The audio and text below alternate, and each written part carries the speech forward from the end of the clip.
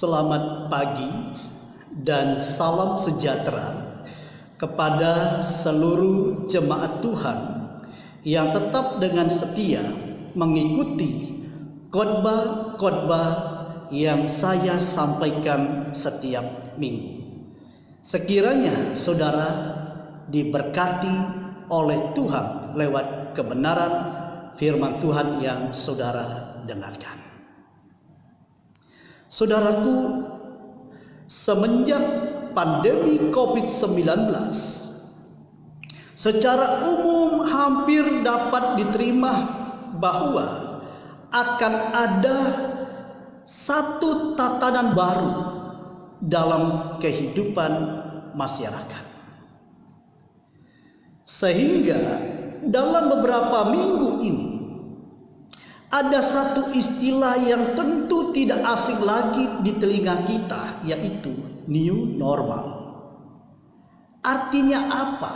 Apa yang dimaksudkan dengan new normal ini?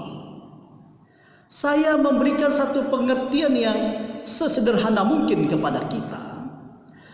New normal ini adalah ada perilaku, ada tradisi baru, ada cara baru dalam berperilaku, baik pribadi maupun cara kita bersosialisasi dengan orang lain.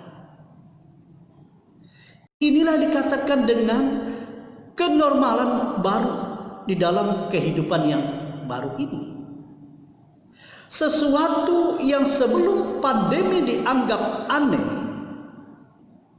akan dianggap sebagai sesuatu yang normal di dalam tatanan yang baru ini, sehingga disebut kenormalan baru, new normal. Karena itu saudara, mau tidak mau kita harus menerima perilaku atau tradisi yang baru ini. Tidak bisa kita elakkan, tidak bisa kita abaikan, tetapi inilah yang sudah ada di depan kita, yang harus kita hadapi, yang harus kita jalani. Menjelang dibukanya kembali ibadah secara kolektif di gereja, satu hal yang perlu kita pahami, kita perlu membiasakan diri, kita perlu menyiapkan hati dalam menjalani tatanan hidup yang baru ini, yang sangat berbeda dengan kebiasaan-kebiasaan kita sebelumnya. Dulu tatkala kita ke gereja, bertemu dengan sesama, kita bersalaman, kita duduknya dempet-dempet, tidak perlu cuci tangan, tidak perlu menggunakan masker. Tetapi ada sesuatu yang berbeda nanti saudara, ketika kita kembali bersama-sama beribadah di gedung gereja, ada suasana yang berbeda dari sebelumnya. Dan inilah yang disebut dengan kenormalan baru. Baik saudara, kita lupakan itu. Mari kita bersama-sama tenangkan hati dan pikiran kita mendengarkan firman Tuhan. Yang saya angkat tema pada pagi ini, hidup dalam kekudusan, yang bersumber dari Imamat pasal 11 ayat 45. Firman Tuhan berbunyi demikian, sebab akulah Tuhan yang telah menuntun kamu keluar dari tanah Mesir, supaya menjadi Allahmu. Jadilah kudus, sebab aku ini kudus. Saudaraku, hidup dalam kekudusan tidak semudah membalik telapak tangan, namun membutuhkan suatu komitmen yang mau hidup dalam ketaatan kepada pimpinan Tuhan. Untuk hidup dalam ketaatan pimpinan Tuhan juga tidak mudah, tetapi akan mudah kalau kita mengizinkan dan membuka hati kita. Roh Kudus selalu bekerja dalam hidup kita. Sesuatu yang tidak mudah ini adalah kehendak Allah bagi kita. Karena kita harus tahu kehendak Allah bagi kita agar kita menjadi umat-umatnya yang berperilaku kudus, sebagaimana Allah adalah kudus. Pertanyaannya, dalam hal apa kita harus hidup dalam kekudusan? Dalam hal apa kita harus hidup dalam kekudusan? Yang pertama, kekudusan hati dan pikiran kita. Hati dan pikiran kita ini membutuhkan suatu kekudusan di dalam Tuhan. Kalau tidak, hidup kita akan menjadi kacau balau. Mengapa? Karena hati adalah pusat dari kehidupan kita. Dan apa yang ada dalam hati meluap dalam ucapan. Kalau hati kita tidak kudus, kalau pikiran kita tidak kudus, hidup kita akan menjadi batu sandungan bagi orang-orang lain. Yang kedua, dalam hal apa kita harus hidup dalam kekudusan? Kekudusan dalam perkataan kita. Perkataan kita ini tidak ada apa-apanya. Tetapi kalau perkataan kita ini tidak kudus, akan menghancurkan hubungan kita satu dengan yang lain. Yang artinya, saudara, mengapa kita perlu perkataan kita ini kudus? Yang dimaksudkan apa, saudara? Yang artinya adalah berani membuang dusta, tetapi kita berkata benar. Karena orang yang suka berdusta, orang yang suka memfitnah, akan merusak suasana, akan merusak hubungan kita sebagai tubuh Kristus. Perkataan yang tidak kuduslah yang suka berdusta.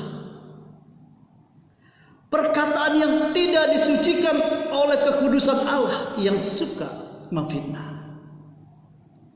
Oleh karena itu, saudara, perkataan kita harus dikuduskan oleh Allah, agar kita selalu berkata benar, agar kita selalu berkata jujur di dalam kehidupan ini. Tentu hal ini tidak terjadi secara otomatis, tetapi perlu melatih lidah kita untuk berkata jujur. Perlu melatih lidah kita untuk berkata benar. Mengapa, saudara? Karena kejujuran ini sangat-sangat diperlukan di dalam realita kehidupan orang-orang percaya. Kejujuran sangat diperlukan diterapkan dalam berbagai sisi kehidupan, seperti dalam usaha, seperti dalam pekerjaan, seperti dalam keluarga, seperti dalam pelayanan dan lain-lain sebagainya. Kalau kita mau berkata jujur, saudara, ada banyak sekali orang yang tidak bisa jujur dalam usaha. Sungguh banyak orang yang tidak jujur dalam pekerjaan. Sungguh banyak orang yang tidak jujur dalam keluarga, dalam pelayanan. Tetapi Tuhan rindu kita hidup dalam kejujuran. Makanya perkataan kita ini harus dikuduskan di dalam Tuhan. Selain kita harus membuang dusta dalam hidup ini, perlu memiliki kontrol diri, khususnya dalam hal kemarahan. Orang Kristen tidak berarti tidak boleh marah. Boleh-boleh saja marah. Boleh-boleh saja kita marah kalau itu memang perlu dimarahi. Tetapi kita perlu mengontrol amarah kita, jangan sampai menjadi hobi. Jangan sampai menjadi kebiasaan. Jangan sampai tak terkendali, sehingga yang sebenarnya tidak perlu dimarahi menjadi dimarahi. Pengendalian diri adalah salah satu buah roh yang semestinya dimiliki oleh orang-orang percaya. Mengapa kita perlu mengontrol kemarahan? Karena kemarahan yang tidak terkendali seringkali menjadi celah untuk iblis bekerja dan menghancurkan kehidupan kita, keluarga kita, dan gereja kita. Selain memiliki kontrol diri, kita membuang perkataan kotor. Kita tidak mau lagi hidup dalam kebiasaan berkata kotor dan berkata jorok. Kita merindukan bahwa melalui perkataan yang kita ucapkan, orang lain mendapatkan berkat dari Tuhan. Kita perlu untuk menjaga setiap perkataan yang keluar dari mulut kita. Sebab perkataan kita adalah cerminan hati kita. Ini yang harus kita kuduskan, sucikan di dalam hidup kita. Dan yang ketiga, yang harus kita kuduskan di dalam hidup kita, kekudusan perbuatan. Ada banyak sekali orang-orang Kristen gagal hidup dalam kekudusan, dalam perbuatan, karena hal-hal yang menggiurkan, materi, jabatan dan lain sebagainya, bisa membuat perbuatan kita tidak kudus.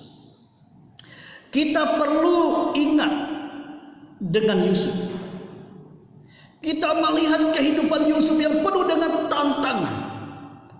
Apapun yang dijanjikan diberikan kepada Yusuf untuk melakukan dosa, semua yang diiming-imingkan kepada Yusuf itu tidak mempengaruhi, tidak sedikit pun menggoyahkan Yusuf dalam mempertahankan hidupnya di dalam kekudusan. Ini hal yang semestinya ada dan hidup di dalam kehidupan kita, bahwa kita tetap mempertahankan, memelihara kehidupan yang kudus di dalam Tuhan. Saudaraku yang dikasihi oleh Tuhan Yesus Kristus, jika tidak sekarang kita hidup dalam kekudusan, kapan lagi? Kapan lagi kita harus menjalankan hidup kita dalam kekudusan pikiran, perkataan, dan perbuatan? Jangan ditunda-tunda, saudaraku. Karena hidup dalam kekudusan ini adalah satu hal yang harus dimiliki oleh setiap orang-orang percaya, agar hidupmu tidak percuma, agar engkau tidak percuma dalam mengiringi Tuhan. Karena engkau tidak hidup dalam kekudusan, engkau tidak berkenan di mata Tuhan. Oleh karena itu, saudaraku, belajarlah hidup dalam kekudusan. Mohonlah kepada Tuhan agar kita boleh hidup kudus dalam pikiran, perkataan, dan perbuatan kita, hingga kita berjumpa dengan Tuhan Yesus yang menyelamatkan kita. Amin.